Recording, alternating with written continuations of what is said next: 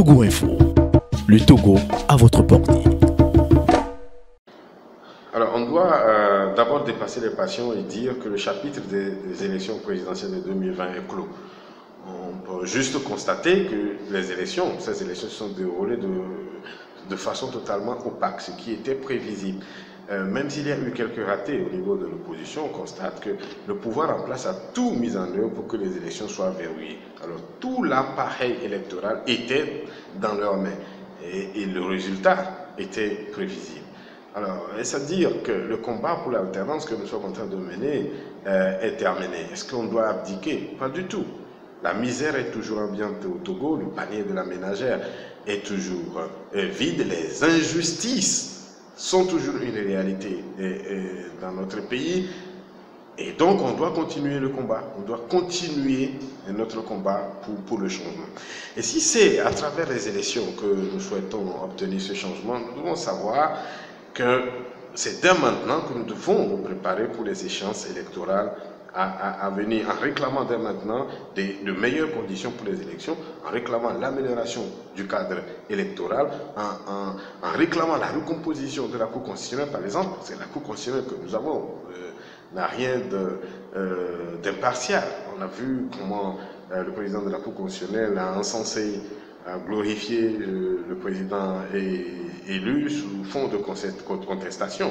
Et donc, c'est maintenant que nous devons commencer par réclamer toutes ces choses. Et pour les partis politiques, bien sûr, de l'opposition, qui ont pour rôle la conquête et l'exercice du pouvoir, c'est par exemple dès maintenant qu'il faut commencer par former les membres, les délégués de bureaux de vote.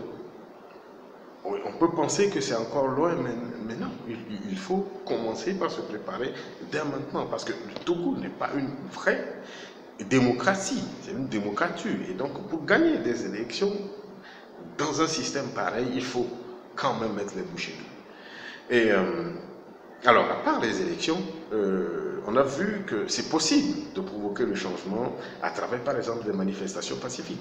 On l'a vu au Soudan, où avec la hausse du prix du pain, par exemple, les populations se sont mobilisées pour finalement réclamer le départ de Vichy, ce qu'ils ont obtenu.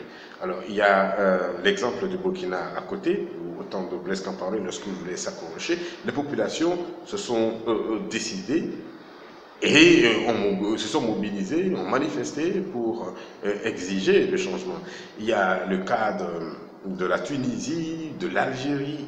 Il y a beaucoup de cas que nous pouvons citer. Alors, ça dépend bien sûr du peuple qui peut décider de prendre ce destin en main pour exiger le changement dans des conditions bien sûr pacifiques. C'est un droit, c'est un droit pour chaque citoyen de s'indigner et réclamer des conditions meilleures de vie ou pour réclamer le changement. Parce que le peuple, dans chaque pays, le peuple est souverain et le peuple a le dernier mot.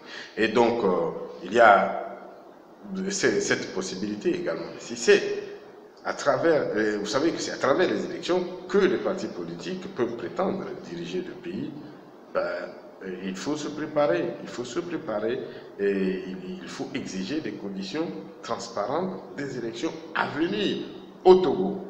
Si nous ne le faisons pas, les résultats vont demeurer les mêmes.